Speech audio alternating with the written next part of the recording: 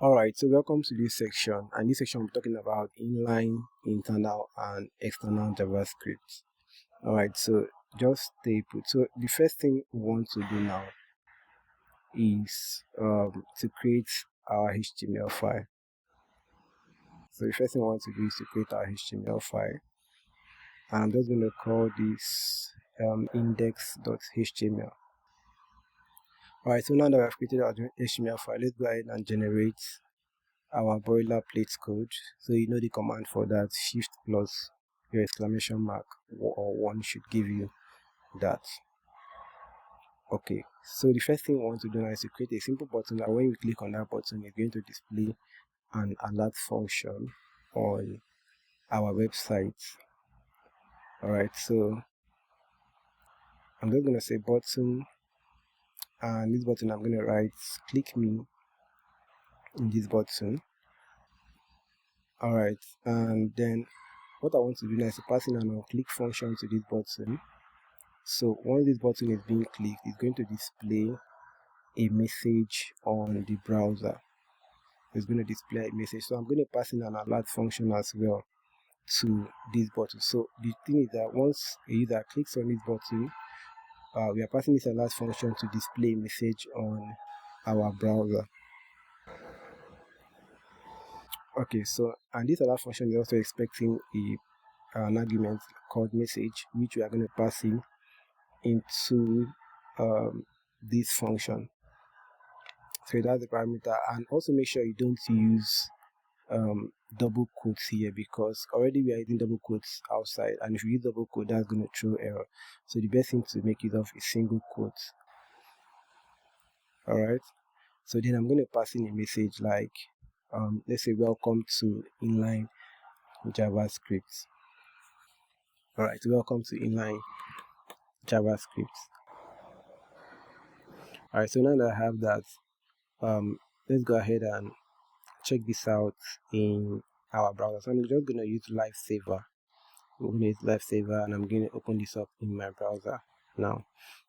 Alright, so I think that will be opened up in a bit. So if you look at it, you can see our button right here, and if I click on this button now, we are going to see a message on the screen that says welcome to Inline JavaScript. So what we are having here is that we are passing an on-click function, an on-click event, and we are passing an alert function. You can see function alert, and this function has a parameter of message, which is expecting an argument of any message, and we are now passing in welcome to Inline JavaScript here. So what's happening that once we click on this button, the alert function will be triggered. Alright, so if I click on this button now, you see that we have welcome to Inline JavaScript. Okay, so if I click on this button now, we'll have welcome to Inline JavaScript, and that's very cool because this is what JavaScript is meant for. It's meant to add interactivity to our website. Alright, so and you know that this white part that we are seeing in the body, so that's why we have our click button here currently. Okay, so if I click on the button again, you see I have welcome to Inline JavaScript. Alright, so let's get going and see what we can do. Let's see what we can achieve. Alright, so basically this is what Inline JavaScript is. So let's say we want to create a button that when we click on this button is going to update its state. Like if I click on the button, it will be incrementing by 1, by 2, by 3, by 4, by 5, or depending on the amount that we set on the button, right? Depending on the state amount that we set on the state. So but this is not the best way to do it. So the best way is to use Inline JavaScript for this. But before we go there, just like we normally have our style tag for inline internal CSS, alright, so the same thing happens to internal JavaScript. So let's talk about internal JavaScript. So you can see I just created a style tag and I'm passing my CSS into it. So this is working because this is internal CSS, making use of the style tag. So but for JavaScript, we make use of a tag or an element called script. So that's what we make use of in JavaScript. But if we are putting, so for the internal JavaScript, we are to place the script either at the bottom of our body, which is the last part of our body, or at the top part of the page. right? So if you're adding it at the bottom part, it should be the last thing, maybe probably after our header, our footer, or our main, or whatever. It should be the last thing on our body. But if we are adding it at the top, then we should add what we call differ to it. But don't worry, I'll talk about differ later. So let's just go with the basic internal JavaScript. So I'm going to pass an alert function. And in this alert function, I'm going to say this is internal JavaScript. Alright, so this is internal JavaScript, and if I check it out on the browser, so you see what we have. Okay, let me reload the page. Alright, so you can see this is internal JavaScript, and that is what we actually have there. This is internal JavaScript. So this is very cool, and thank God we've seen how internal JavaScript works. Okay, so this is very cool. Alright, so the next thing we want to look at is external JavaScript. So let's go ahead and see how external JavaScript works.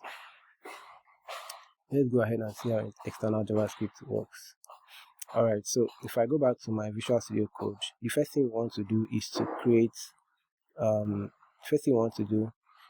create a different file that is separate from our HTML. So that is how external JavaScript works. Just like we have inline JavaScript or inline CSS, internal CSS and external CSS, and we know that we normally create files, an external file for external CSS. That's the same thing that we are going to be doing with JavaScript. So we are going to be creating an external file for our JavaScript. Alright, so we can decide to call this file or give it any name, but I'm going to go with main.js. Alright, I'm going to go with main.js, and I'm still going to pass in the same alert function here. And I will say alert, and I'll say this is external JavaScript.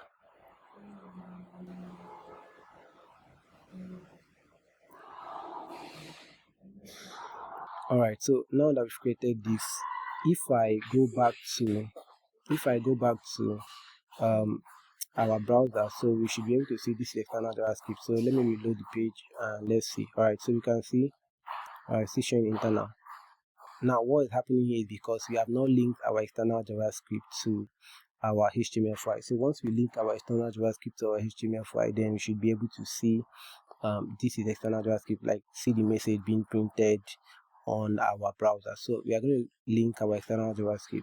But take note, if you are to link your external JavaScript, then you are not permitted to have an internal JavaScript in that same script tag, unless probably you are using another script tag, right? But what I'm going to do here is to comment this one out, and then I'm just going to go into my script tag, and I'll make use of the source attribute. So in order to link our external JavaScript, we make use of the source attribute, then we link our main.js.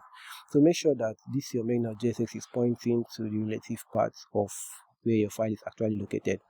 Alright, so if you go back to the browser, you should see this is external JavaScript. Okay, alright, so I think that's worked. Alright, so you should see this is external JavaScript there. So this is basically how to link your external JavaScript to your HTML file. So you can see that our external JavaScript is being loaded directly in our HTML file. Alright, so let's talk about creating a button and updating its state. That's what we're going to be talking about next. So you can see this alert function says this external JavaScript. Now this our external JavaScript, a file separate on its own. It's something where we write our script. Just imagine we separate the concept of what we have. Like, it makes our work look neat and good. Alright, so let's create a span tag. Here we are going to create a button that updates itself. So if we click on this button, it's going to be updating or incrementing by 1. Let me use the word increment. So I'm going to create a span tag, passing an ID of count and 0. Then for me to make use of state in the inline JavaScript, I have to remove that external JavaScript, because I'll need to create a state for my inline JavaScript. Alright, so let me delete this previous one that we have here.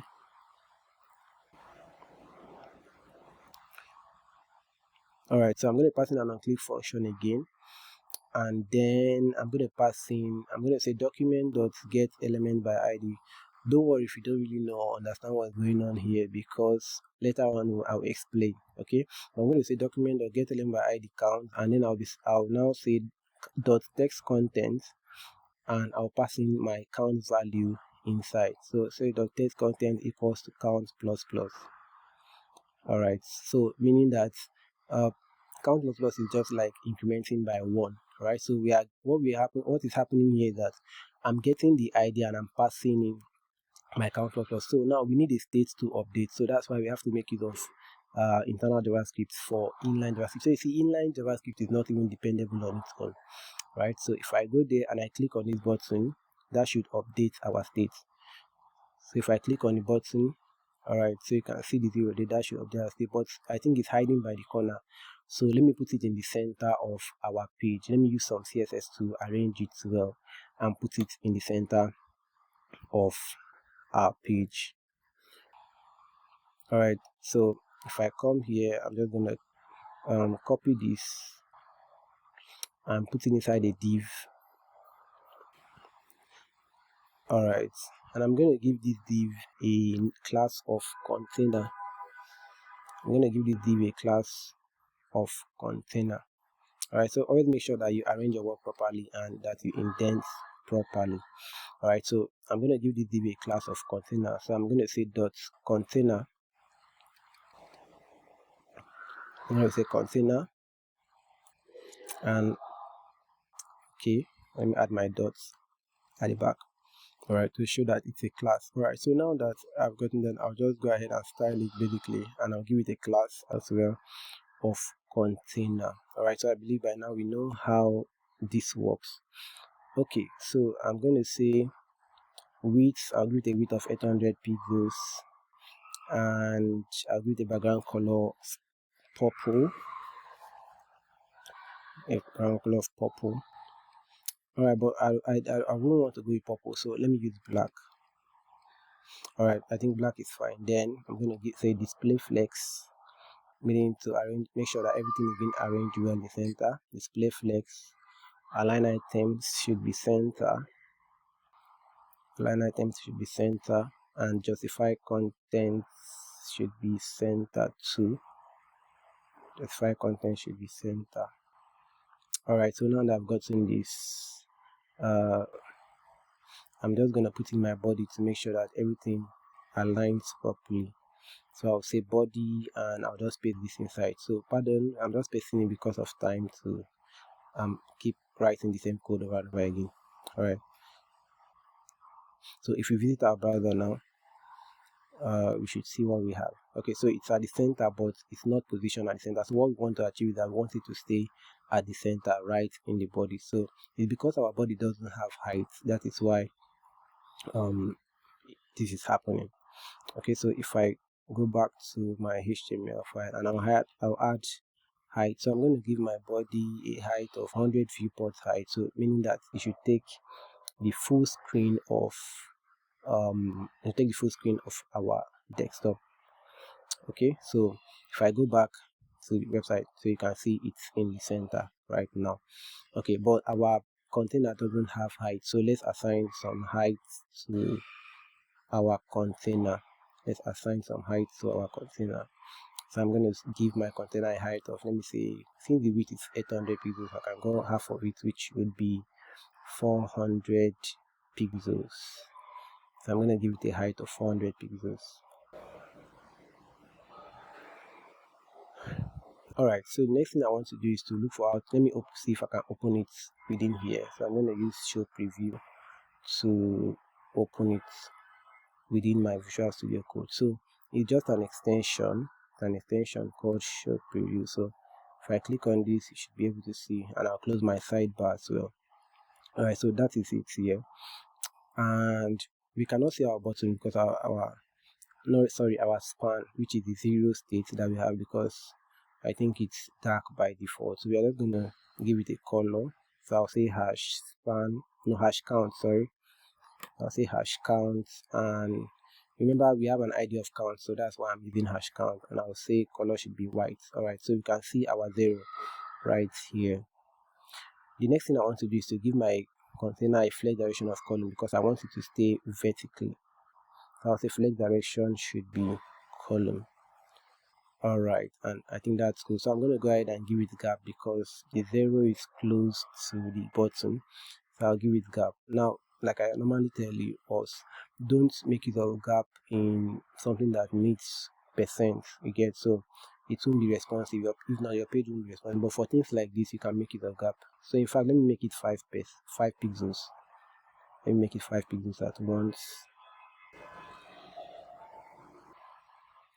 Alright, so we shouldn't use gap for things that will be responsive, but things like this, we should make it of gap for it. Okay, so you can see if I click on the button, it's incrementing by 1, 2, 3. So this is what JavaScript does, and this is where JavaScript actually excels. It makes our website dynamic and interactive. Now basically CSS won't do this, HTML alone won't do this, but with the help of JavaScript we can accomplish things like this, little tasks like this. Now I'm just going to call this button increment by 1. Alright, so that should be the name of our button, increment by 1. And if I click on this button, you can see it's incrementing by 1. So if I click on it again, you see it's incrementing rather.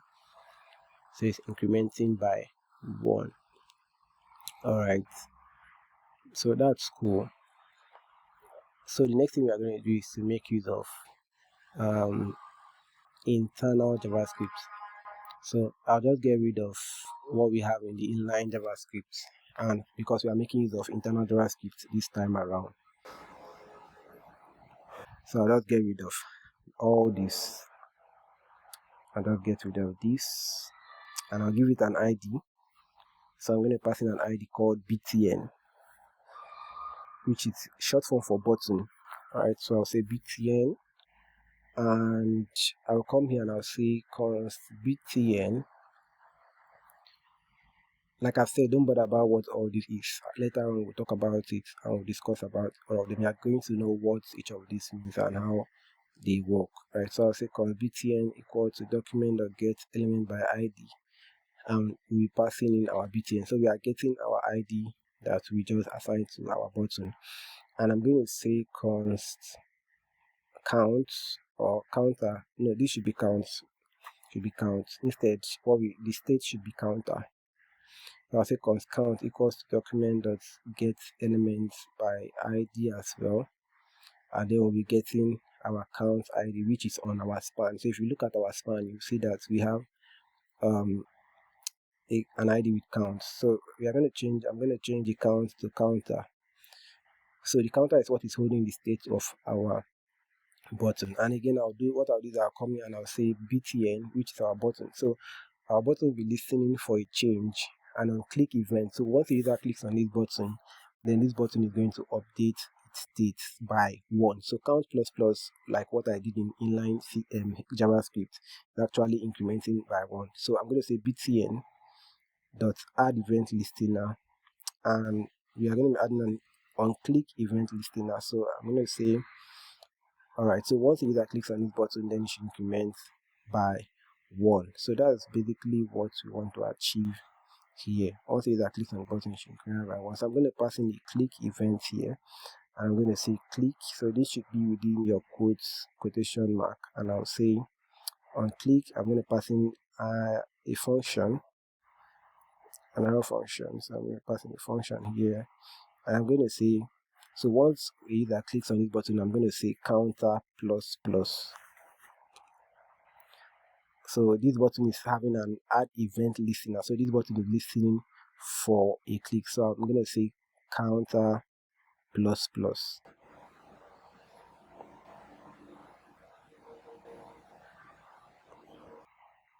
Alright, so that should be counter plus plus.